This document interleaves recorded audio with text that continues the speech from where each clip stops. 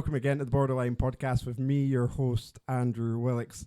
Guys, I've got the second episode of what is a very, very special Christmas week. I want to start off tonight by thanking Mr. James for allowing me into his residence in Berwick-upon-Tweed. How are you tonight? I'm very good. Thanks for having me. And Merry Christmas, everybody, Yes. to start off. You know, Yes, it's that Merry time Christmas. of season, you know. How are you? I'm very well, thanks. Good, One of those days. Good, yeah. And quite a hard place to find, actually. I'm not gonna lie. And you know, that's why I sent you pictures. It's That like a wee map, a wee treasure map of getting you in here. So I've got to apologise to you off the first hand straight away, because you're somebody that wanted to come on the show from quite early on. Yeah. But you've been on the waiting list for a long time with ups and downs and ups and downs. But I'm sure out of anybody, you're going to be somebody that can probably appreciate that. Yeah. Time is precious. So I don't mean to be rude. Probably a lot of my listeners don't know you. And this is the very first time I've ever done an interview that I've not known a single thing about the person sat in front of me. So it's going to be a new experience for me as well. Who's James Gaffney? So, is that how you pronounce your name? well, it's my real name's James Alexander Gaffney. Okay. You know, that's the James Alexander's my first name, and that's where the company's name comes in. Originally, obviously, my accent, I'm not from Berwick. No. I'm from a wee place called Kilwinning. Now, I've slowed my accent down so he's going to understand me. So, wee place called Kilwinning, and it's in North Ayrshire, in Scotland. Just a wee town, a lot like Berwick. So, Lovely. nice wee town. Lovely. Is that quite close to Glasgow then? About 45 minutes away from Glasgow on the train. All right. Okay. All right. Yeah. Okay. That's fine. So what brought you to Berwick? So, where do I start with the story of what brought me here? I'm going to let you take the lead now. So I've been here, I think, about 8 or 9 years now. So, what brought me here? So, I'm an actor to trade. That's what I was chasing when I came down here. So, I came down here originally it was for an audition for Game of Thrones at Alnwick Castle. So, No way. So I went for my audition, and you know, I was driving down here, and I'd arranged to nip into Haggerston Castle on the way back from. I've lost my train of thought there. For Alnwick Castle. Oh yeah. Of course, yeah. So okay, there we yeah, go. yeah, yeah. So, and I nipped in there, and I needed the toilet. You know, that's as polite as I can be with that. So I nipped in there, and I ended up meeting up with one of my old bosses from Arnold Clark, and he took me a tour of the place. Now at that time I was a bank manager-ish, and he was a sales manager in my at the new place Haggerston Castle, and he had taken me for a tour around the park. And you know, Haggerston Castle, a lot like everybody else, was how can you describe it? It's always a part of your childhood, especially coming to, you know, but like Butlins. Yeah, 100%. So he already had me with that, but there was not a chance I was looking for a job. So, but he took me on the tour, and you know, it was quite dull when we started out, and then I started to remember, you know, I've been here before. I quite like this, you know, and twice he offered me a job, but then he took me to a wee place called. It's Italian Garden in Haggerston Castle. Okay. It's like a 17th, 18th century Italian garden. If you've not been, you need to go and see this. 100%. You think it is beautiful. And he took me in there, and you know, it's one of these scenes where you think the sun came out, it was just great, and he just asked again, and he said, listen, we'll make a job for you, and here we are. Brilliant. And I've been down here ever since. Fantastic. So, obviously you're an actor by trade, as you say. Could we just fill me in on that? Of course you can. So in between jobs and stuff, I would always go for auditions, big auditions, and just fill in between. But as you're going to find out as the story goes, my story is addiction. Yeah. So my story unfolds of the way I like to describe it, like hiding behind masks. But what I need to tell you is still back on Haggerston Castle is I thought it was going to be like Dirty Dancing. I was going to be carrying the watermelons, you know, and I'm like, right, this is it, the watermelons, and you know, it wasn't like that. And I loved my job there. I was passionate. I really, really did enjoy my job there. But everything I'm going to tell you in this interview podcast has led me up to this point. And, you know, you get people who haven't accepted that to get here, you in front of me doing what I'm doing, I have had to accept what I've done in the past. And, you know, I've made amends with myself for that. And that's a good thing to do. Yeah. So, where do I begin? You know, I I said I'll be back down. I drove up the road and I drove back down, and I lived in Haggerston Castle. And I'm not going to lie, it was party time. But the life I had before that was, so I was 33 maybe when I started selling caravans. As I said, I worked in the bank before that, and then before that. But as a kid, and I don't mind sharing these things, as a kid, I always struggled to find where I fitted in. Yeah. I struggled with where I had loads of pals in and out, never one the same, constantly struggling. When you go to school and you see the kid that just didn't know what he wanted to do. Yeah. That was me. I didn't know what I wanted to do. Right up until I was like 37, I still didn't really know what I wanted to do, but I was good at playing in between, so the acting was great. Kind of fell into these things, chasing the big roles, never getting them, but also it was great because you could pretend to be something you weren't. Now, I don't know if you know many addicts, but we're very good at that, We're very good at this whole hiding behind something, waking up in the morning and going, you know what, I'm not an addict. But, ideally, alcohol would take me to where I'm at the bottom, and I'd have to fight my way back. But, I can sit and tell you all these sob stories and everything, but the truth be told, I was masking because I wasn't happy who I was. Now, I was the kid that went to 5 schools. I didn't know what and where and when I was going to do, and I was just random. Yeah. I've got ADHD, and I would later find out that I've got a slight autistic side. Okay. Now, I'm all right with that today, and I have to keep saying that because I'm all right with that today. But, finding it when you're young and you don't know, struggle with the usual stuff like being a kid, being bullied. I really like dancing. I remember my mum taking me to, it was either ballet or the Highland dancing. I was good at it, and the boy there bullied me. Right. But if I was an adult thinking back, I'd be like, he's there dancing. He's bullying me for being there dancing. You think, these simple things that led me on this path, Yeah. But that just shows you how the mind works of a child, and you can hide behind youth for a long time, man, but it will come and get you. Yeah, It's totally appreciate what you're saying. and and everything did lead up to this, but I can't give you an example of when and where. I just became, alcohol was just one of those things, one of the first things. I took drugs as well. Drugs was part of my thing, the party lifestyle as such. I don't need to go into detail, but that was what it was like. But I was tortured inside. Yeah. I was tortured inside by thinking that I had to do all this. Now, I had loads of friends, as you can imagine. You had semi-decent jobs, and I had houses and I'd bought them, etc., etc. But nothing compares to what I have today. Yeah. All these things and all these people, places, social economics, stuff like that, all these things, just, I wasn't interested. I was such a selfish human that it really scared me. But, when you discover that you know who you want to be, but you fall into this trap of pretending, and the world is an amazing place, but we fall into these traps of I'll just have a drink today, because I didn't have one yesterday, I'll go out partying. You wouldn't need to twist my arm. You would not need to twist my arm. I would just go out and do it.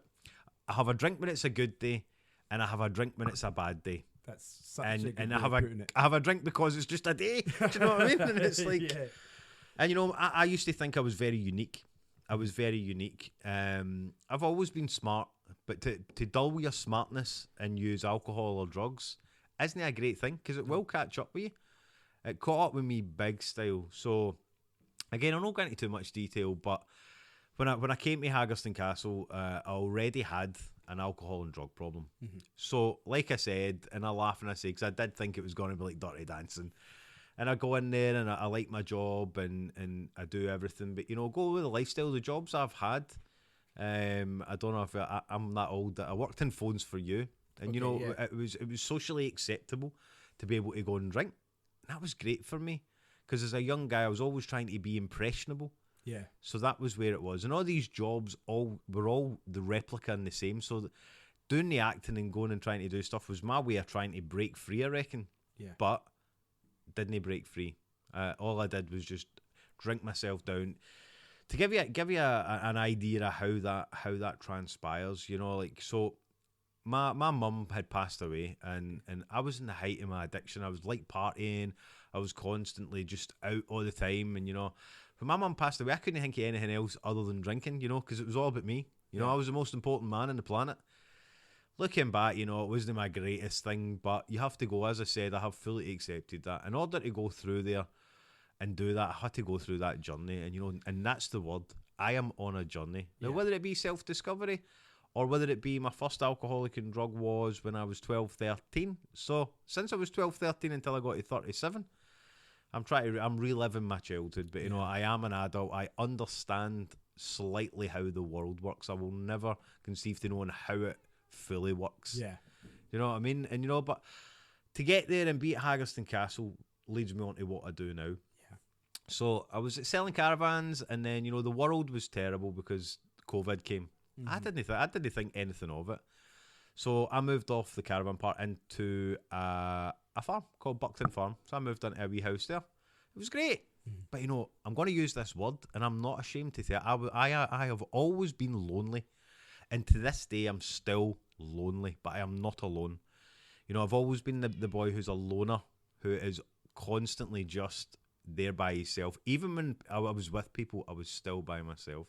So I chose to choose alcohol and drugs, impressionable, etc.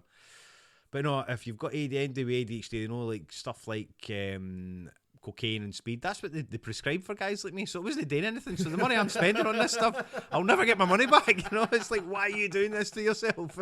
So, but you don't know at that time. You know, you don't see that. And as I say, and you'll hear me constantly talk about how I've accepted it, and I had to go through all that. So anyway, and I went through. I moved in there. It was great. Didn't have any money because I have debt. You know, I have this fake life that this acting in real life and acting behind the scenes is just all one and the same thing. So making a job that you're paying money for things, and, you know, it just wasn't working. So I move on there, and my alcohol spiraled. You know, it spiraled that much that I didn't even realise that COVID had taken over as much as it would, because me and another person, we just partied all the way through. So when we actually sold the garage due to the alcohol we were buying, we drove to Asda, and I'm like, what's everybody wearing all these masks for? Because we didn't watch telly. We don't watch, as I call it, console telly. We just listened to music and streamed and talked and partied. That's so bizarre. So when we went to Asda and everybody's there like, put your mask on, I'm like, what are they talking about? So for the first like 4 or 5 or 6 months, we were kind of like, if you've ever seen the film 28 Days Later, that's a man. I was like, what's going on here? But, you know, we never really moved out the house, so it was a crazy time. And, you know, there was a part that I missed out when I was a young kid. I was assaulted by 15 boys with golf clubs, and I had to go through rehabilitation, walking. They left me with horrendous injuries. But, you know, I was drinking that night as well, so I have to take that on board. But I mean, for like 2.5, 3 years, it was a long time to really, really have a think about your life, and, you know, and there's trauma involved in there. As an adult, I'm understanding a small bit about trauma, but, you know, and I'll say it on here, I can't hold anything against those 15 guys, because again, part of my journey, they gave me what I'm about to tell you. If that hadn't happened, I probably wouldn't have found myself doing what I'm doing. But again, I'll probably bounce between parts of the story.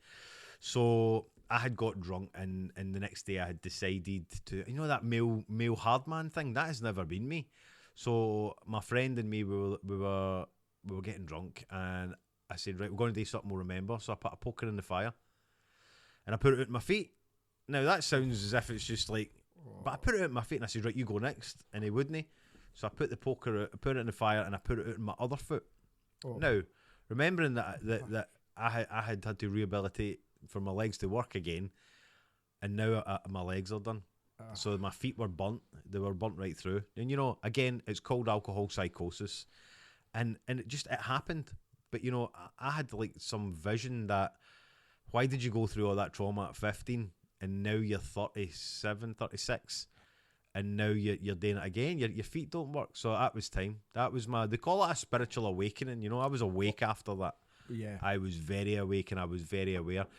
If you've ever heard the song Baz Luhrmann, Wear Sunscreen, if you've never heard it, listen to that. When I was young, 17, and I heard that changed my life at 17. Can you see that? Is that Baz Luhrmann, Everyone Wear Sunscreen. I remember that. Remember that and listen to it, and, you know, I heard it again, but this time there was a video. Right, okay, yeah. So at 17, it kind of gave me the initiation to change my life. Mm-hmm. Now, I watched the video and it does tell you things like do something different. Yeah, your siblings are the closest to your future, and there's stuff like that. But I mean, I'm not going to spoil it. Watch it, and it's very moving for even back then, and it really changed the course. So I reached out to somebody. I got on a thing called the 12-step program, and that saved my life. Right. Really gave me everything I've got just now. And it's one of those things. I have to accept that what happened to me when I was 15. And then I did something similar to myself with my feet when I was 36, 37. Yeah. Both the same thing, and it both led me there. So I really accepted the fact that, that had to happen in order to get me here. Mm-hmm. There's things in this world that you can't, you don't know what it is. I've heard a guy say, it's either God or it's odd. And, I like that. I really like that. It really resonates with me, that. So there's things that happen that we just have no control over. So, it brings me on to what we are doing and probably why we are talking today, you know. So I own a company called Jaguar 82. Yeah. It does give my date of birth out, I was going to say. So I'm 41 now, So what I used to do is I used to get drunk and I used to tell people I could paint. Now, I've dabbled in drawing and stuff, but I'm telling people I could like proper Picasso stuff. And then when I sobered up, I'm like, oh, I'm too busy. Mm-hmm. So after lockdown and getting myself tidying up, and I found this wee paint set, and I said, you know what? I've been saying for years, let's get a wee bash. I've got this new way of life. I was maybe 7 or 14 days clean and sober, and I painted this magnificent wee cockerel, and I'm laughing because it was great, even by my standards. And I'm like, what is this? Did you not know that you could draw? No, so all the times I'm lying to people and saying I can paint. Sorry, I thought you knew. So I'd never lifted a paintbrush. That was your career. So again, God or odd, you don't know, man. That's brilliant. So, and all these things transpiring. And at that time, Haggerston Castle, I'd went back and I'd started working again. I was only there for a small time. And there's a guy here, and I'm going to tell you this part of the story. So I won't mention him, but his name's Chris, right? So he had given me a gift. I had probably the highest cancellation rate in Haggerston Castle in any career he ended there. And I'm all right with that today. So I asked him one day, I says, why do people cancel? He's like, well, you can get folk to part with like a couple of £100,000, 40, 50 grand, whatever. Yeah. He says, James, you love Haggerston Castle. You sell them the part. People love the part. They go around about, they love it.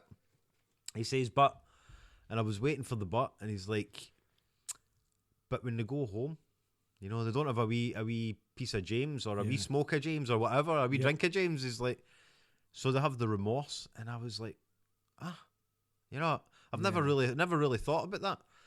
So anyway, when I went through my sobriety and I was starting to get this new way of life, and the brain cells were moving and thinking, and it's like, so I went in and they were making somebody redundant. And, deep in my heart, I knew it was going to be me. Yeah. And if I was to go to that self-pity stuff that I always used to be, I would say, oh, why me? I'm the one, I'm an alcoholic, I'm a drug addict, how you do it? But I didn't. I humbled myself. And I said, no, thank you very much. And, I really appreciate that. And I did say to Chris, though, and I did say to him, and if you're listening, Chris, I'll still stand this to this day. We've had a conversation again. And I said, I'll accept the redundancy. It wasn't much because I hadn't been there for too long. And I said to him, I'm upset because all the guys in there are talking about how many £1,000 they've made. I says, and I'm getting paid something that you could generally make in a week. Yeah. But I'm all right with that. And I explained why. And I said, because you've gave me the biggest gift I could ever do.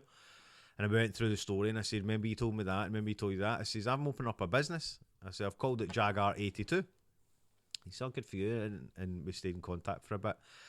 Then the next part of this story I'm going to tell you, I still to this day can't believe that what we do. My story is about kindness and about just being out there in the front line and being there for people.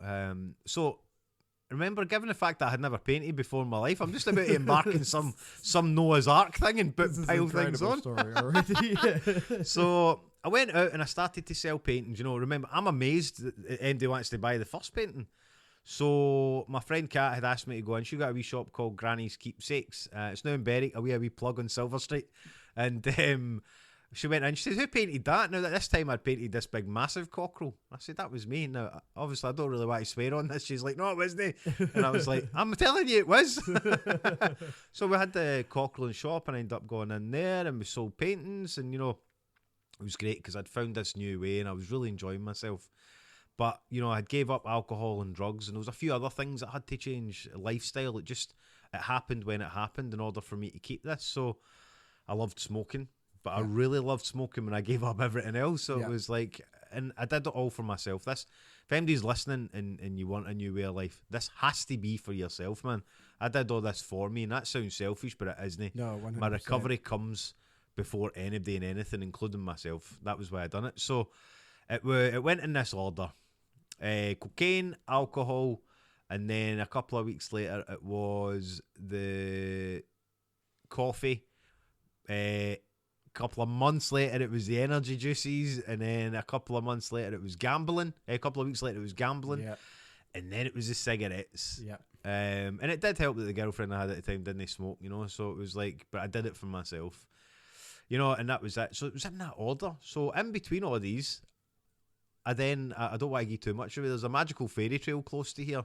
So I was asked to come on board with, and you know, the magical fairy trail, which I will add, the fairies made, was another magical thing. And you know, I had already started to write my first book. Now, my first book's called Love Autumn at Buckton Farm.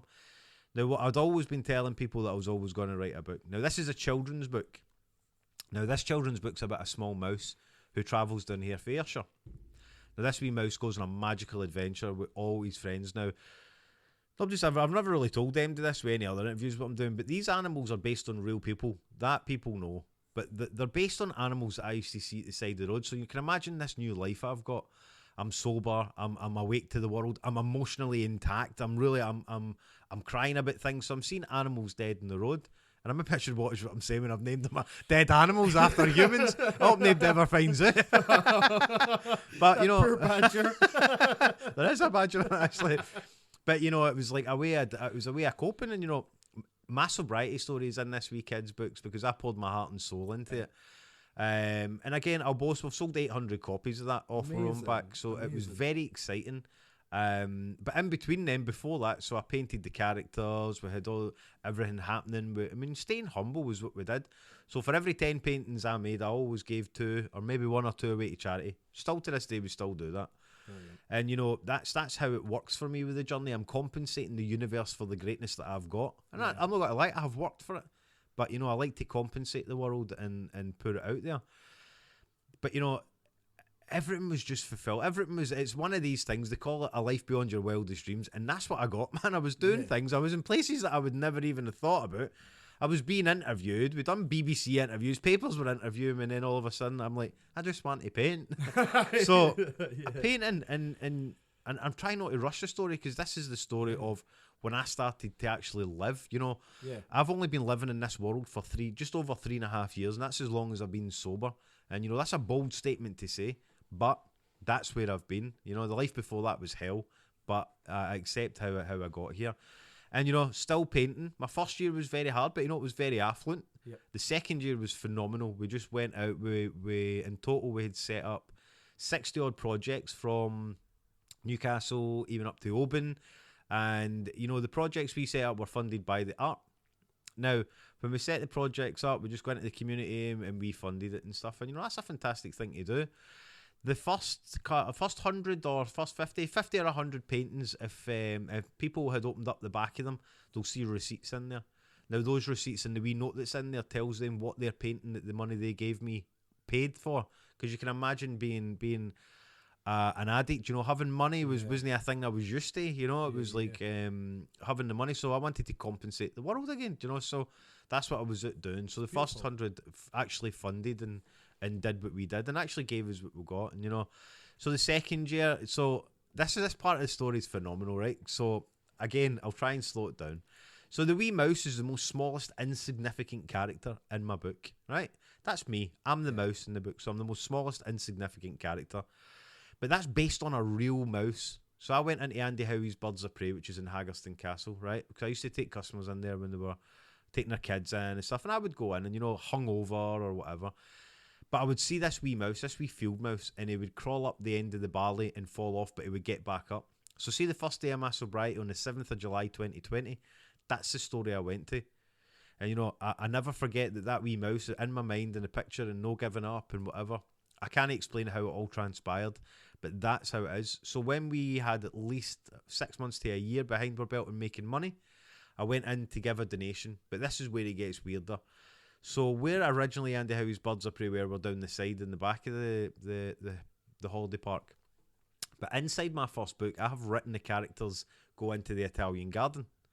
And when I went in there to give Andy Howie a donation, they had moved into the Italian garden. I kid you not. Again, God or odd, it's up to you to decide, man. Yes. Went in there, so it felt right. And, and I'm an emotional guy. I was like, right. Yeah. So I went in, and Andy Howie, if anybody's met him, was a very humble guy, and his staff in there are amazing. So I went in there and I said, I'd like to give you a donation. He's like, I don't want any money. I said, you don't understand. I said, these books are selling, and we've done this, and, we've painted the characters in the wee mouse like that. And he's such a humble guy. But then I said in the way, if you don't take money, will you let me buy a bird? He says, you can't just buy a bird. I says, I've got cash. The old salesman in me. He said, I'll get back to you. So we made a donation and we ended up with a wee bar now. But we didn't just end up with one, we ended up with two.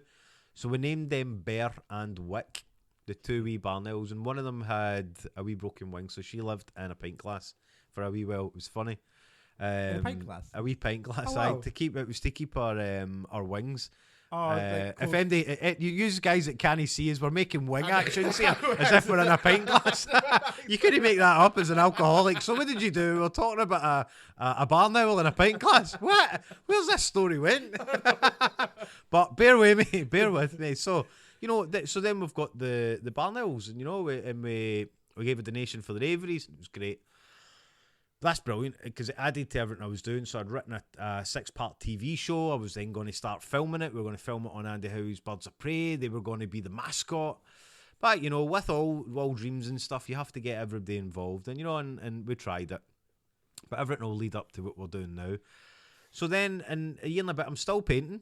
So we'd sold maybe 200, 300. Oh, no, I've missed an important part. So there was a Chinese guy who had sold a painting to. Now I was doing painting at the harbour. Hardly anybody knows this story, but it's fascinating.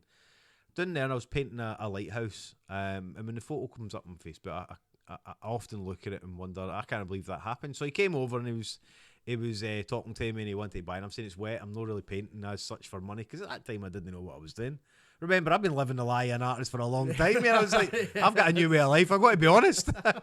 So anyway, his translator guy came over and he's shouting out £1,000. And I'm like, right, whoa. This is a humble journey. But then I'm thinking, here, maybe we could actually do something with this. So anyway, I sold it to him. I can't remember off. It was either £300 or £500. And he took my email address and away he went with this wet painting. So anyway, I think we got to like 78 or 80 paintings. And he had somebody had emailed me, but it was in Chinese, so I just deleted it thinking it was spam. Yeah. And then I got another email through. It turns out this guy owns hotels and restaurants all over the world, so we went global overnight. He commissioned me for 100 paintings. Wow. And wrote anonymous, and we posted them. Chances? What is the chances? Especially Berwick's a magical town, man. But this was unreal. That's unbelievable. So that's where we started, and that's how it funded things and doing all the other stuff. So we had one of the groups that we started in Berwick, and I feel bad because this year we've not had a chance because all the other projects I've took. But the kids and the mums and the parents were phenomenal with this. We called it Getting Berwick Back. Okay, yeah. Which was we just litter pickers, and then the kids would give up their Saturdays. You know what I mean? Kids get up Saturdays, litter picking, and then we would fill bin bags, and then we would put an art class on after it. Yeah. I mean, that's no rocket science. What you're doing, and then there is rewarding these kids for doing a grand job. And if any of the kids are listening or the parents are listening, you've done a great job, and hopefully we can revive it again. So I know a few local businesses got behind that, and they gave us some sponsorship money. So we had Lizzie's Lashes in Berwick, so we got their logo put on. We had the amazing Isabel and her team up at the Northern View, so they put them on there as well. My Granny's Keepsakes, and obviously a Jag Art 82. And that in itself, just these things just adding up, tiny bits of the jigsaw. If I ever questioned where I was and why I was doing it, that was one of the pinnacle moments that you're like, this is happening. Whether I like it or not, that is happening. But remember, it is just me up until this point. So I'm still out there I'm painting, I'm doing all these other things. So my first book ended up amazing. I ended up in 60 odd schools reading the book. I was going to take some. So my other job now is a storyteller. Yeah. So I take the books and I take them around schools, and I've got a nice wee formula that we're now working on to capitalise on. And, you know, we take them around the schools and it blew up overnight. And I guess that's why we got to like 800 copies sold of the first book. And, you know, that was great because it was one of those things that I'd never thought that that's an avenue I would have went down. And our motto and our logo is inspire to be inspired. And that's where that came from. The younger generation, I'm now at that age of 41, the younger generation are your future. And if you don't know that now, have a think about it, man. That's exactly what that is. It's true. So it's true. And it really took over. And I always get overwhelmed. So I was out doing what I was doing. Again, I had the support of my girlfriend at the time. I had support of local people, and we were out doing it. So then the second year came, and we got contacted by somebody in Australia. And they wanted to sell my wee cows that I make, which are called Jaggy and Haggy. And I said, aye. So I painted them, and I painted these wee cows, and we sent them over, and we ended up in a shop over there. They ended up opening it up. It was unreal, man. This journey just transpired. It's incredible. It was like, and this was it had just get started. So that happened over there, and, you know, the guys were great. And then the shopkeeper fell ill. So we pulled the plug, but it was a fantastic achievement to add in. And, you know, the other stuff that happened was, so the second book was obviously then coming along, which is called The Tear Thief. Now, if anybody knows me in the journey I'm on, it's not about me. It might sound as if I'm making it all about me, and it might have been that at the beginning, but it is not about me. Yeah. It's about realising that in 100 years, if we don't do anything, nobody will ever remember anything Andy did. Yeah, very true. That's that really embedded into my mind. So I ended up just going off on a mad tangent, doing other things, getting people involved, and the schools are a big part of that. So going around, taking the characters, and getting everybody doing it. And, you know, I'm trying to cut the story in half, but it was a real emotional journey. And in between then, I've got my sobriety, and I'm doing the things that I'm doing to keep myself clean and sober. And this is part of it. I'm an art therapist now, you know. The going there and speaking to people and helping them and being able to pass on this gift is unreal. Yeah. So I don't know how much to fast forward through this, but as we transpired and the Australian thing fell, I felt as if, you know, we take this on tour. So we're going places and over the borders and heading down to Newcastle and doing all these things. And remember, it's still only me at this point, so I'm everywhere. And then Ayrshire, so a school in Ayrshire had asked us, my friend Donna contacted us, and we went through there. That was phenomenal. That must be special. That was unreal, especially it wasn't quite my hometown, but it was just as good. And you know, I thought I was only there for an hour and a half. I was there for the whole day. I done a book reading 4 chapters for every single class. I could hardly speak at the end of it, but that was partly because it was emotional. Again, because we had just adopted the owls. You wouldn't believe that school nobody knew about it because I hadn't told them. They sat me on a wooden throne with a big massive barn owl on it. Again, one of the God or odd things. I never questioned it. I just sat there thinking, this is unreal, man. So we went and did that. All these countries that were in with the paintings. It was just one of the things that transpired. Done a couple of radio interviews, done some paper interviews, and it's been harder this year, but it's been harder because the other projects have taken over. Yeah. You know, we've created 3 books. They become, and we publish them ourselves, so we do everything. So illustrating, writing, we're editors. And my friend Graham, who his book's just coming out soon as well. And he edited the book at first for us as well, and I'll be forever grateful. Yeah. These kind of people are they're inspirational. They are the inspiration that if you're going along, and you need to see that inspiration in order to feel what they are actually believing in you doing. That doesn't make sense, but it does to me. It's just one of the things, man, that on this humble journey. So let's fast forward to this year then, because there's loads been happening. Our company was then turned 3 years old, and we were contacted by, so we've got 31 galleries in total. So it's like these are 31. All over. This is 31. Some places would rather we didn't advertise them. They just got the paintings in there with for sale signs, and I'm okay with that.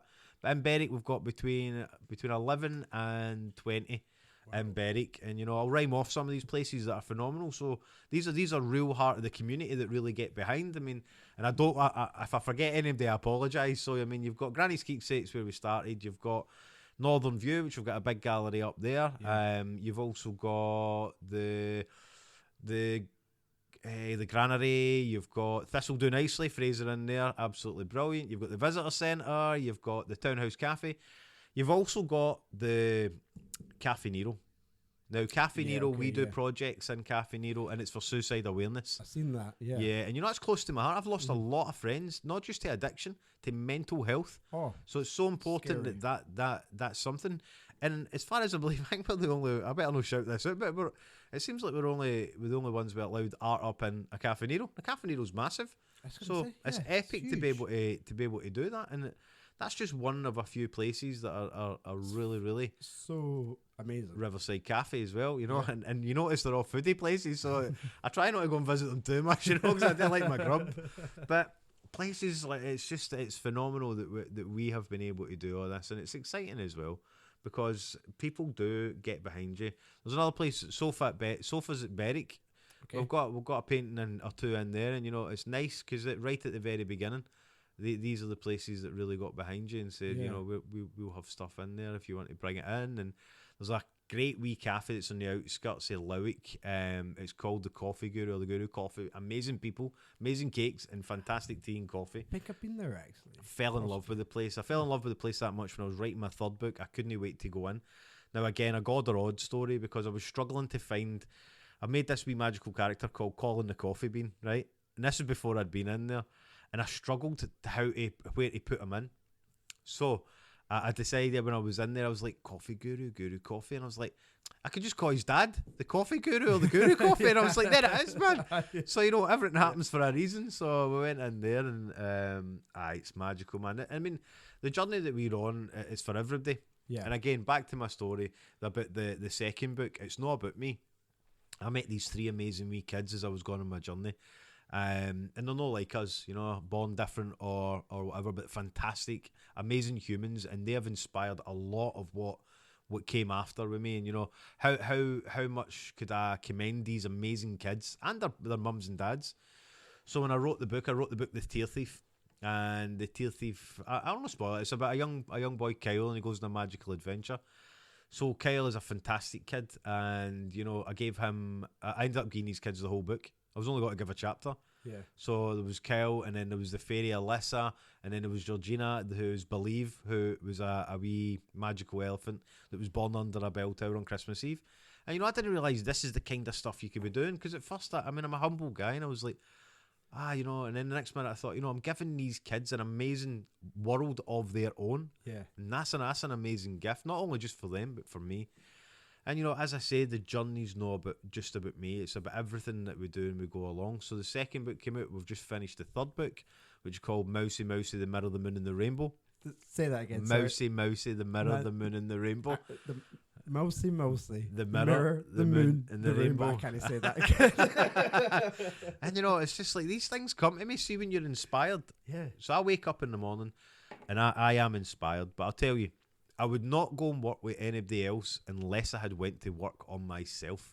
Self-care is so important. All these things that I'm telling you could not be physically or mentally possible had I not done what I do. Yeah. I get up in the morning, I meditate, which slows my ADHD down. Meditation is up there. We meditate before art classes as well in some of the schools that we go to. And, you know, it's a mixed bag, but if we can install that for the kids at a young age, you know, to get a bit of calmness, I call it the 5-minute holiday. Yeah, because it is, man. It's cool. Just, you know, it's so nice. Isn't it? And it slows you down. And look where I live. I live in Berwick. I go to the beaches. I mean, I might have been born in Ayrshire, but I was made in Berwick. And that sounds cheesy, but I found myself in Berwick. Yeah, and I've got all these wee meditation spots. So do you meditate outside? Outside in the mainly in the summer. We do cold water therapy, but I'm not brave to do it now. Like, no, it's a bit too much for me. Too much for now, isn't it? But you know, and even that, even this year, we've been given so many opportunities. Some I can't tell you because we're not quite ready. But so my production team that I was setting up, I cheekily, I hope my agents no listen to this. I cheekily got a wee gig on. It's like a 17th, 18th century period drama. Yep. It's called The Buccaneers on Apple TV. And you know, I was there to steal people, and I was quite blunt about it. I was like, I'm here to get local people involved in something I'm working on. Yeah, okay, and then very good. All of a sudden, they've took me to the side and they're saying, oh, listen, we'd like you to come on and do this and blah, blah, blah. And I'm like, I'm not, and I was humble and I said, you know what, I give somebody else the opportunity. Like, No, the directors asked for you. Wow, that's amazing. So while I was there and I was talking to everybody else, I was trying to make sure that I didn't know about it, and try to be humble. And it was a nice wee journey because I get the most camera time I've ever seen in my life in any other production I've ever done. But then it led on to something else. Again, this next bit is a God or odd thing as well. So after that, but I was in there. We had a couple of the extras, and we were doing an art class. So I had people painting. It was great in my costume because I had fully prepared now that I had planned something else. Yeah. So I don't want to give too much away because we're going to be doing our own filming and pictures. But somebody for Packs in the House, a girl called Mel, who's amazing. She reached out and she said, would you like to put some paintings in here? Now I'm not going to lie, when I say I shut everything down in my diary and nearly peed my pants. And that was it. Away I went, and I went over to meet Mel. This girl has got the same energy as what we've got. It was matched, and it felt right. It absolutely felt right. And I'll be honest here, I got quite emotional when I went over, and I took our other fantastic artist, Ian. He came with me. And, I found myself there on my third day of sobriety. On my third day, as a brand new, newborn baby to the world as such, at Paxton House, contemplating life. And I get quite emotionally choked up even talking about it. But, I bet. So when I got there, I'm clawing it in again. The sun came out. It was nice. It was beautiful. It was such. If you've not been to Paxton House, I can imagine the majority of people listening have been. Go there on a soft summer's day when there's nobody else there and the sun comes up, and see if you don't cry. I want to know why. Yeah. But so I went there. I was by myself because I was contemplating life, just what's happening. So for them to reach out to me, it felt like a sign, and I went there. And now we're resident artists there. And there's some big things coming for there, and I don't know, I'll say we're in the process of getting costumes made. We've got a fantastic costume designer, and she's making our costumes. Makeup designer Flossie. We've got people involved, and this is happening. But I'll be wearing that costume like a uniform because I fitted in. And if you look to the corner there, that's my It doesn't go with the Darcy range that we've went for, but that's my Victorian. Maybe you could do some cane. damage with that. It's a Victorian cane that's local as well. It came local, so we've got all that involved. So we've got 100. Cool. So far, we've got about 164 paintings in Paxton House. We have an amazing artist called Ian Cowan. Now, Ian Cowan is a fantastic, humble artist who I met again, God or odd, people put in your path for a reason, and he now takes classes on behalf of Jaguar 82. At Paxton House, and he will be starting back up in March. It's phenomenal, a fantastic artist. Again, you don't question when you meet people like this. No. You just go on the journey together and enjoy the moment. Totally. And that's what people forget. Yeah, enjoy this moment. I enjoy every day, and I'm nearly coming up to everything else. But there's loads of stuff happening for 2024. We're just back for a meeting in Glasgow. We've done talks with BBC, things like that. There's things happening. But every day is different, but we always keep that as humble. This is a humble journey. It has to be. If you can't be humble and look at what you've got and how you got here, man, you need to really rethink it. So as a resident artist at Paxton House, that's a phenomenal thing to be there in a house, which I love. Yeah. It's just one of those houses that it draws you in. I was going to get married there. Oh, amazing. Weirdly, we got priced out. Right. Unfortunately at the time, but that's where me and my wife were originally going to, I think it was called the lobby room at the top. Aye. It was originally that's where we were going to get married. Oh, that's no the lobby room. That's where we are. We're inside there. It's I forgot. It's right upside my head. It's got a name, doesn't it? Because it's up the stairs above the tea room. That's where we are. Aye, is it? In the hayloft. The hayloft, it's called. The hayloft, that's it. Aye, so need to come and reminisce on what you could have had. I really like the little walk down to the boathouse bit. Yes, that's lovely. That's it's a new little pup. Can't wait to get down there and come and visit, man. And that's one on the radar for us to paint down there as well. Just such a great, and these places when we get these things, we do not go into anywhere and overtake. It's not about that. We go in and contribute. Yeah. Why would you not want to contribute to something that's already hundreds of years old? Yeah. And the girls are and the staff in there. There's Guy Allen who works his backside off. I've just went in there for Christmas and I dressed as an elf, and honestly I've never had as much fun and smiled as much in my entire existence in 41 years. It's unreal, man. And try the cakes in the cafe, you'll find me sitting in there. It's very bizarre that you mentioned the elves and that, because as I was getting my tire changed just before I came here, I did do a little bit of studying on your Instagram, and I kept on coming across the elf photos. Oh, Christmas! It's Christmas time, man. It's time of year, isn't it? Aye. And like when you're coming along, but I can now put these acting skills into something, and it's all about gifting. The journey we're on, it can be shared with anybody. Yeah. I'm happily people come on board. Now I'm not going to lie, it does come with its bad points. There is people out there that are just naturally inclined to try and make your life hell, but aye, and as I say, we've not done anything wrong. We're just out there trying to change the world, one painting, one project, one person, one interview at a time. And these people have obviously got something wrong with them. So I don't have any hate in the world for anybody. So all it is, and I'll reach out to your followers and say, have a think about before you start shouting at somebody, or if you start pointing somebody or giving them the finger in the car. What if they've had a hard day? They might have had a hard day. Not telling people not to take and respect yourself, but the world's changed, guys, man. The world's changed a lot. Yeah. And it brings me on to my next thing. There's a lot of people who have got the stigmatism, as did I, that an addict is the guy begging on the street with his wee beard and his holy shoes. That guy's probably got more money than any he's put together these days, but it's not. It's your family members, It's your even mental health stuff we do. I'm always saying to people, it's your family, it's your uncle, it's your cousin, it's your sister, it's your mum. It could be you. And that is the proof in the pudding. But there's 24 hours in the day for everybody, right? 24 hours in a day for me, and what I get out of my 24 hours will be totally different to what you get. But the one thing that I always realise is it is one day at a time, and you get to hit that reset button every day, God willing that you wake up the next day, and that's it, man. So live this day as if it is your last day. 100%. I think one of the most famous quotes of all time, I don't know if you watched The Office, US, is from Dwight Schrute, when he's told you only live once, and he says, no, you live every day, you die once. That's it. So true. There's never a truer statement. Never a truer statement. But even all these new opportunities and these people who we've yet to meet, I encourage you to reach out and come and get in contact with Jaguar 82 and go for a coffee and a walk and actually just come and find out what it is we actually do, And I said the same to the people who have the negative vibe about us. We're not out there to cause out negative vibes. As I say, I get the same 24 hours as you, and I ain't waking up another day feeling bad because somebody else is got a problem with me. That's it. But have a think, man. It's such an urge that people do just have a wee think, man. That people are going through other stuff, It's so true. To kind of relate to that a little bit, a book that's really changing my way of thinking, and that just now is How to Win Friends and Influence People. And a lot of that, I don't know if you've seen any of my posts, is Abraham Lincoln and his thought process of, to fully understand somebody, you have to totally put yourself in that person's shoes. Exactly. And then ask the same question of why you'd be angry as they would answer. And that's how you'll get your answer. Exactly. And it's so true. It is true. And if you simplify things, we make this thing we call life very hard. Right? I get it. I was one of the people that made it very, very, very hard. It isn't. This is a simple process of life, man. You need to enjoy yourself. This skin suit's on loan.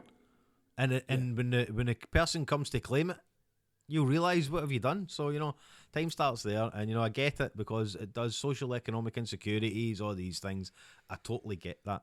There is barriers that put in there, but have a wee think and think, maybe we put these barriers in myself. So I'll bring it and I'll wrap up what we do. I mean, we are literally out there in the front line. I don't mind. Usually in the hours I get up at 4:30 every day, 4:30 till about 6 or 7. I'm myself painting, doing my thing, and then from 7 till 10 I go and work with others. That's just my choice. I will go and work with people, talk to people, have a at least clear my diary so that I can go and help somebody somewhere. And that's the gift, man. And everybody's more than capable of doing that. But everything comes at a cost. Everything has a cost. Now, what I'm about to tell you isn't to tell you, oh, look at me, I've done all this. What I'm about to tell you guys is this can be achieved by anybody. What I'm doing and what my team are doing in the world is no rocket science. It's been done before. It's just we've got a different wee twist in how we do it. So I've sold 1,185 paintings. Jesus. Ian sold between 7 and 10 paintings. And that mine's is for 3.5 years. Ian's just joined us. He's got a phenomenal career in front of him. Yeah. I have sold 800 copies in my first book. I've sold 300 copies in my second book. The third book's coming. We've just written the fourth book is something different. All these projects that we set up, we help people. We do random acts of kindness. That's all done because we fund it.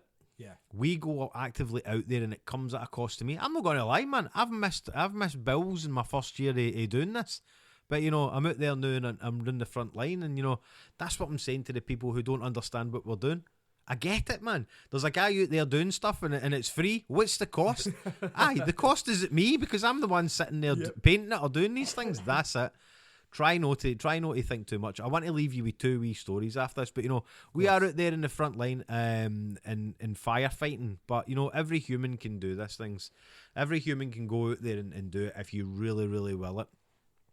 So the first story is there's I don't know if I told this story. My sobriety, I worked for the COVID testing centre and I ended up becoming the area manager, right? So I was busy, but not really too busy.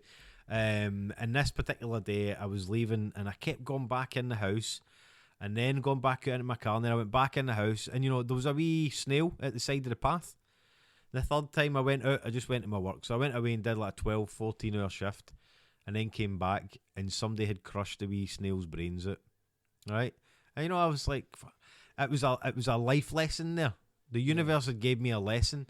Now I'm not saying had I done or had I not done because it's not my place to say that. But if I had moved that wee snail to the side, he may still be here. Yeah. So one of my friends had gave me this gift and the knowledge, so I had started to do it. I've not done it for a while, but if you paint a snail with the luminous glow-in-the-dark paint, the other animals won't eat it because they'll think it's poisonous. But then when you've got my neighbour from my other house that I stayed in, he said, you need to come and meet me out here at 10 o'clock. What? So I came out, he's like, what do you think all that is? Do you think what, it's nuclear? And I don't know what I tell him, so if you're listening, that was me painting the snails luminous. So it was glow in the dark, man. And to this day, I'm still like, I better tell him, man. He'll be worried, man, that the waste is going down the pipes. So, it's one of the things, man. There's enough time out there in order for us to go out and do some bit of kindness. Yeah.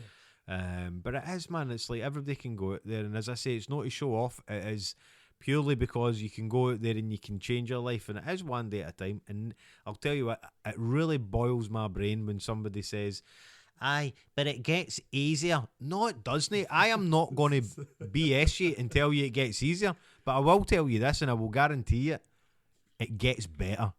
It gets better, and it gets better one day at a time. I suffer for a lot of things, man, but unhappiness is very rarely unhappy. I've got one of the faces where the muscles don't normally smile. I look back and I'm quite hard work. So all the things as a kid when I was growing up that again I've told you I didn't fit in, but I also struggled to find what I was doing. So they call it growling where I come from, but that is generally how my face is. With the autistic side, people will be like, and I've had kickings for people, and I'm thinking that they didn't understand me. I didn't understand myself. To be walking about and no smiling doesn't mean to say that I'm doing anything other than I'm just looking. And I'm alright with people like because it gets you to be able to sit here and speak to people like yourself and actually put a message out there. 100%. And everybody's got a message, man, and we get enough out of this world. It's just how much do you want, and I want it.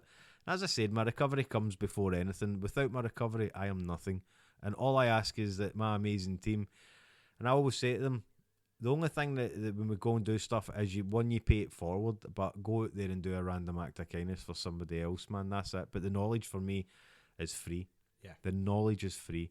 But the world's tough enough, man, without somebody else out there making it. Yeah, totally. Do you know what I mean? Totally agree, man.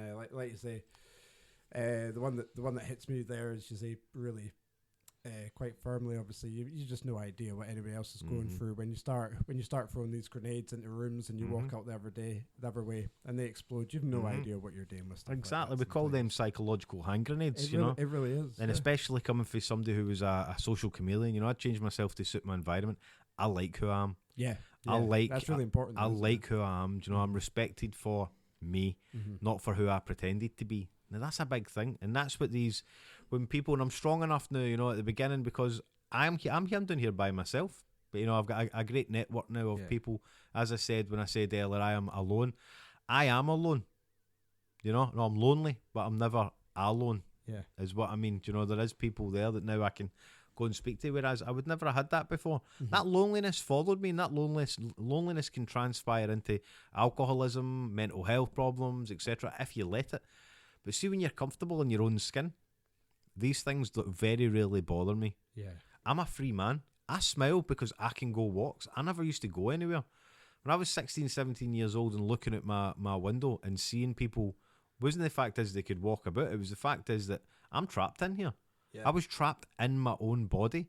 Then I was a young man trapped in an old man trapped in a young man's body. Now I'm an old man trapped in a young man's body. Or so I like to think. But no, and you know, it's thanks to you guys out there. Let's not pretend here, man. You're in the front line and doing a great job. Yeah, thanks. And that's what it means, man. You know, like people reaching out. But if you don't question the fact is that the universe brought us together and to sit and to go through this, and you know, if MD's out there and they do have a problem or they don't want to speak to MD, reach out, man, and get my number or get my email address. Jaguar for Andrew, aye. Just drop the business page and I'll pick it up, man. We don't suffer alone, and that's one of the best things I ever heard. I'm part of something greater. Yeah. And you know, and I'm part of that for myself. So I hope I didn't bore you all too much, but you know, that was literally the fastest hour. Aye, was that an hour? It was incredible. Aye.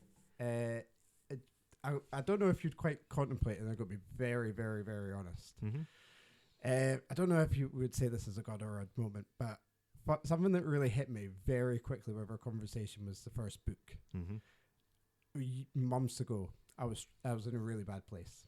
I had a sheet of paper, and I was just inspired outside in the garden, just write down, and I created a story. And its character was the mole. Wow. And everybody else was different farm animals too. Sorry, I'm getting quite emotional. And it's just really weird.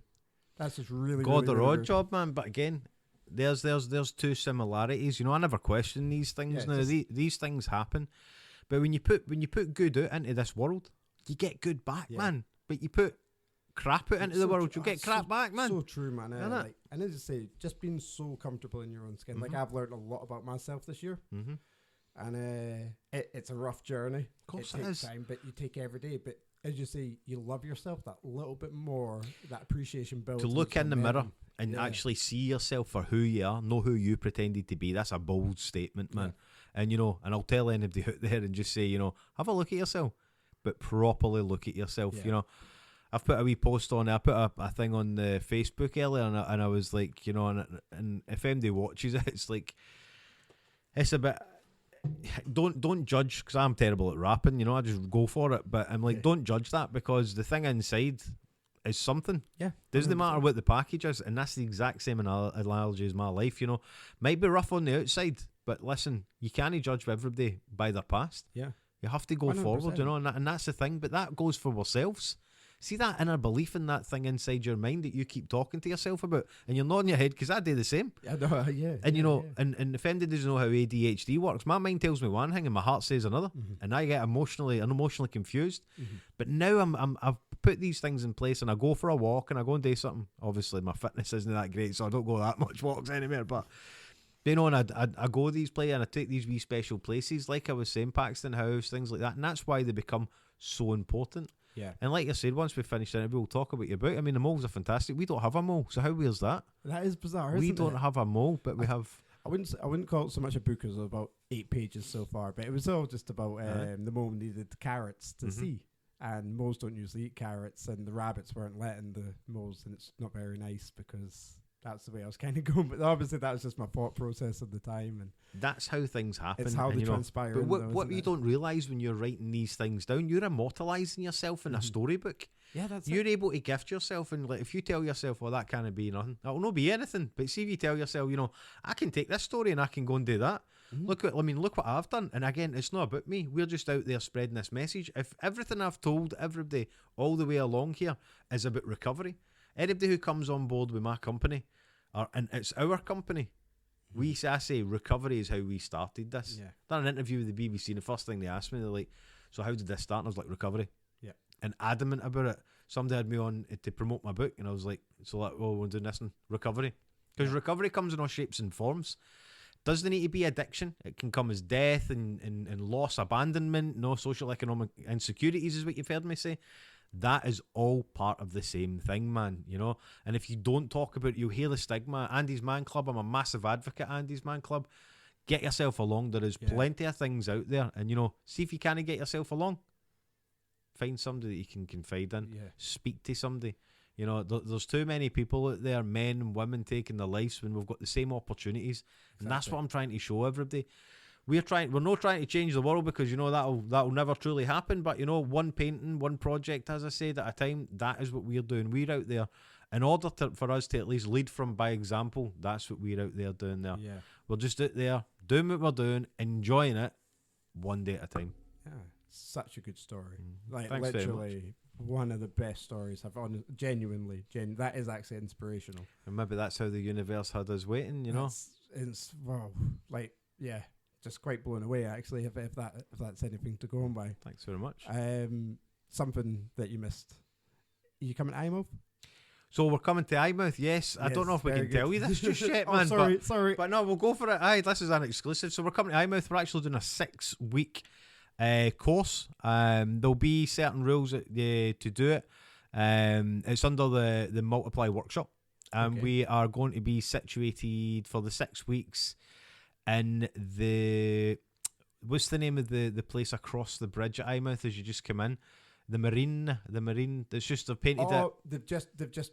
All right, I don't actually know what it's called. So it's going to be in there. Aye, but if I direct you to the page, there's 10 places. Okay. I think you have to be over 18. We're just finalising all the other stuff. But, you know, it's a fantastic thing that we get to show and help us about numeracy as well, you know. So for somebody who went to all these schools, cool. It was something I really struggled with.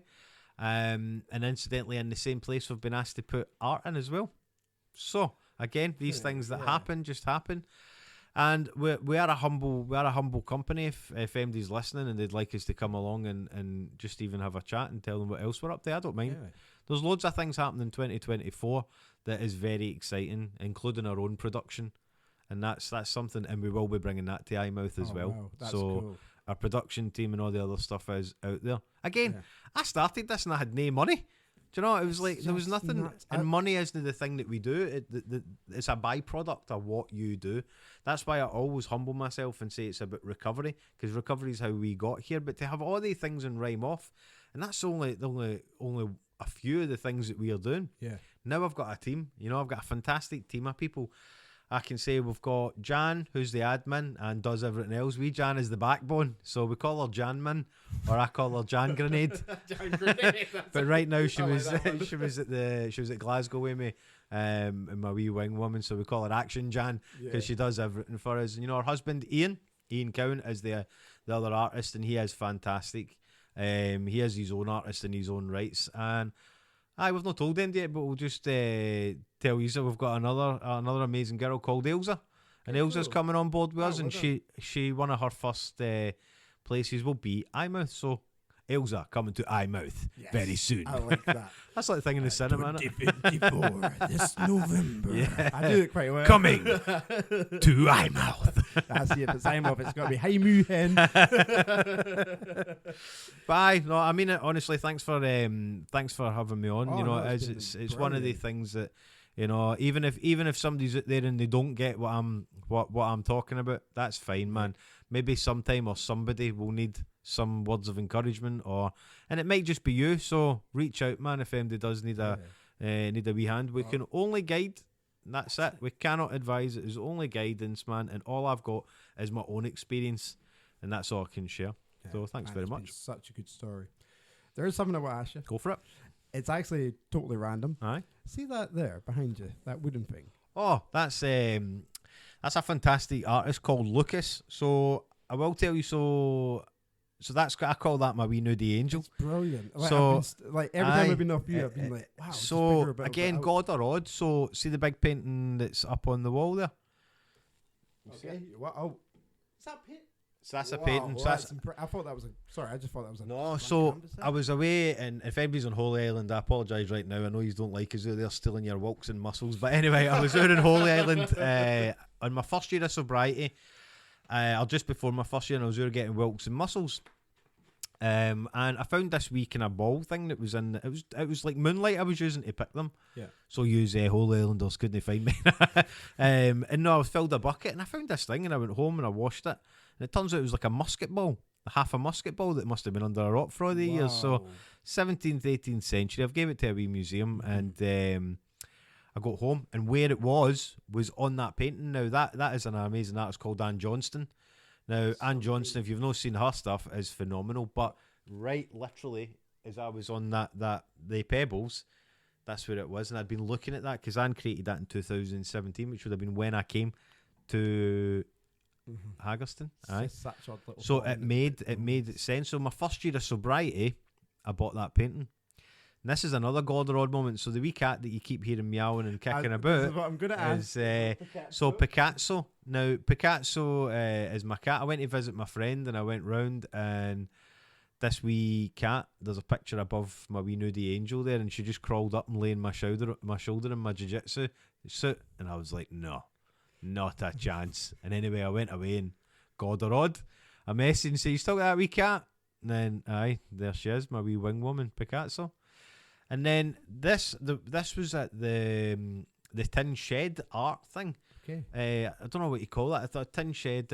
I know it's on Instagram. It's another art place, and I had seen that, and instantly one of those things. Instantly, I thought, I'm having that. Yeah. And I went and I messaged the guy, and I'm an ex-car salesman, and I'm trying to negotiate here, man. I love it, but I want a discount. But fair play, man. He sold me for it for what he was selling it for, and that really teaches me a lesson about my art. And the guy's name's Luca, and his stuff is phenomenal. He's actually got stuff in the art shop in Berwick, the one behind the town hall. I can't remember the name of it. Artoluso. Okay. And he's got a big blue one in there. So, and they've got some fantastic art in Artoluso as well. But that reached out to me. And I like the women I was telling you that I was having a problem with. I don't have a problem with them, but they had an issue with me. Yeah. But the name of this angel means specifically that, to ward off people. That's unreal, isn't it? That's the name. The name of the angel was that. But when we stop recording, I'll show you. It's got a perfectly round wee wooden oak bum. Oh, lovely, lovely. So I was like, there's my wee nudie angel. But aye, and there you go, something like that, and it just reaches out. So, and I get a marker my sobriety because I'm not materialistic at all. See all these things that you see on the seat? Yeah. I'm going to get you to pick 3 of them, and you can take them away and open them, and you can raffle them and raise funds. Oh, wow. So these are random acts of kindness. We will be out. If anybody's listening for Berwick, we'll be out maybe a couple of days before Christmas. We're going to be out with a big Santa sack, and we're going to be giving them away. All the competitions we've been running, this is what we've spent the money on. So that's what we're out there doing. We're that's what happens when whatever way you want to see it. And here's the thing, there isn't a certain energy that runs through the world, whether we want to choose to believe it or not, And I always say to people, what do you call that when a wee white feather floats past you? Oh, that's my gran. Or what about the robin?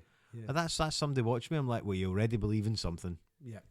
You know what I mean? And that's the thing there. It's like, you don't have to believe in everything, but, go out there and find out for yourself. I'm definitely a believer of the old energy. Aye. Something that I find... that backs up my point with that is that I believe in we give off good energy. Of course you do. You vibrate at a higher level. It's called. 100% do, and people like yourself give off brilliant energy, and I think that's why people like me, I'm quite a nervous person, kind of fall into people like yours company, and you're like, okay. Thing is when you find your own tribe. Exactly. I keep saying, I've said it all this week, is like so when you find your own tribe, you so fit in there. I mean, the way I picture it in my mind is we're all wee tiny bits of jigsaw pieces. Yeah. And when it fits in, might not be the day, might not be the morning, might not be 50 years from now, but one day you'll be like, that weirdo that was on that interview there, that Jaguar 82 guy, he was talking about this wee jigsaw, there he was, aye. So, and there you go, just make sure. This is something that we've totally forgot.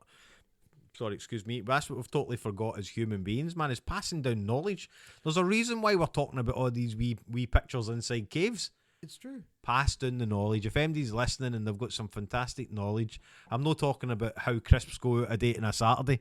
I'm talking about the knowledge of how wee tiny bits work. I've got a fantastic pal called Andy, who also knows the fairies, and he is very knowledgeable. He gifted me this one. There's always 2 forks in the path, and whatever one you take will lead you to somewhere, not nowhere. Yeah. Wow. Yeah. Aye. Do you know what I mean? It is so true, though. And that's like, I always think you touched on it earlier, obviously talking to people, But it's just so hard. Like, obviously, I'm a really lucky person because I get to sit here and listen to you, and I learn a lot when I listen. And that's why I always say to people, it's great to talk, but if you're talking to somebody or you want to talk to somebody, listen to them. And I totally value that. So as you can tell, I like to talk, but we have an ADHD. There's no filter though. It's just like, and now when you're shooting for the heart, you're just pure honest. So when I'm working with people, I generally, if anybody sees me and I'm sitting and I'm normally painting a wee card or I'm sitting, I am listening. That's how we function. I will sit and listen. So this is how I came up with this. And I've been doing random acts of kindness anonymously at Christmas time, saving up money and doing it. But this year we're just going to show everybody what it is we're doing. But you know, when I'm doing that and I'm listening to said person or people, then when they finish and they leave the table, I get up and I go and give that card away to somebody who looks as if they're having a bad day. And even if they're not, I still give it away and I put and write a nice wee note in it. And one day I came back, so I'd left my bag and I had to go back and a woman was crying. And again, it's her story, I can't tell it, but it really hit me right in the feels. Yeah. And that's the kind of service as a human being you can be. That's it, man. Like, I don't know why people are so resistant to be nice. It's not hard to be nice. No. It's literally the easiest thing that's built into us. Exactly. But we make it so hard. Because when we don't understand it, yeah, we don't understand how we work. But trust me, when you find out how you work or how your mind works, nobody's saying you're always going to get it. But you know, if you try and get a bit of understanding, yeah, that's 100%. How it is, man. Humble journey. Definitely.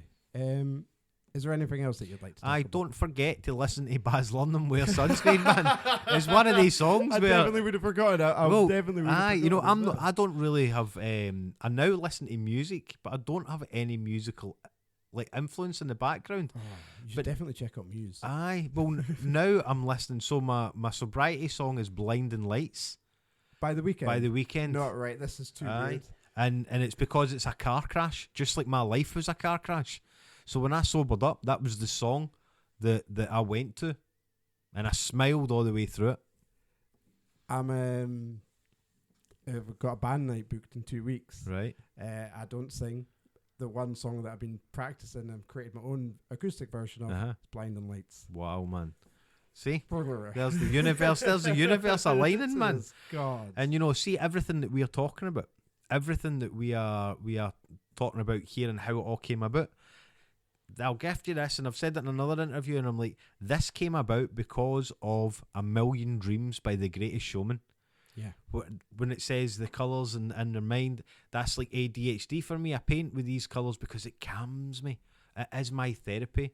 So, you know, A Million Dreams is the song that inspired A Million Dreams.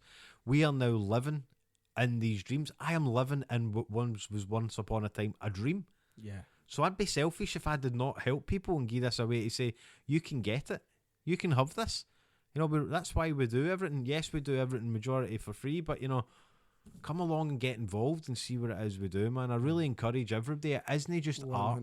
It isn't just anything. I think, like yourself, invite you along to some of the stuff, man. Come and speak to the guys. It's something that personally I've always kind of thought like I'm terrible at art. Like, I can't draw, but then you get the opposite. I'm telling folk I'm good and I didn't know how to paint in the first place.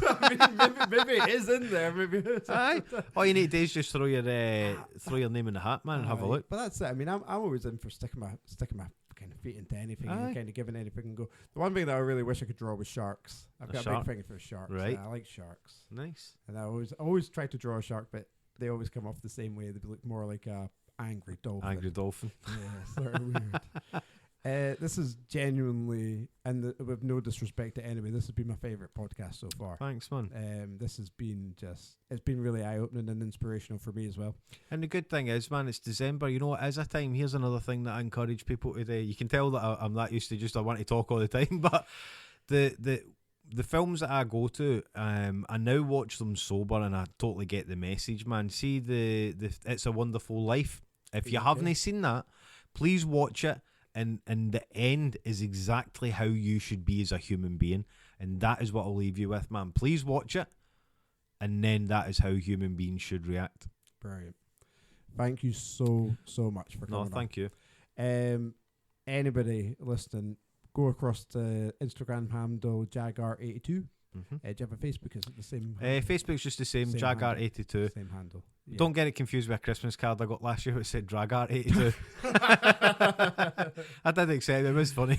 Brilliant. And if anybody's been to Paxton House, to Northview Gallery, did you say as well? Yeah, there's loads all over. If you you've go on the got it page, everywhere. we've tagged the businesses that allow us to use their name and everywhere that we're in. So Excellent. Definitely go check out, everybody. Once more, James, I genuinely can't wait to have you back. Excellent. Whenever you've got time. Aye, listen, I 'Cause always you're make very, time. very, very busy individual. Always make time. Yeah, guys, gotta just leave that one there. This one has been a very special one, a very emotional one, and a very thankful one is how I want to leave this one. So thank you to everybody listening. Again, thank you once more to James. This is Andrew Willix, and finally, guys, this is the Borderline Podcast. Good night.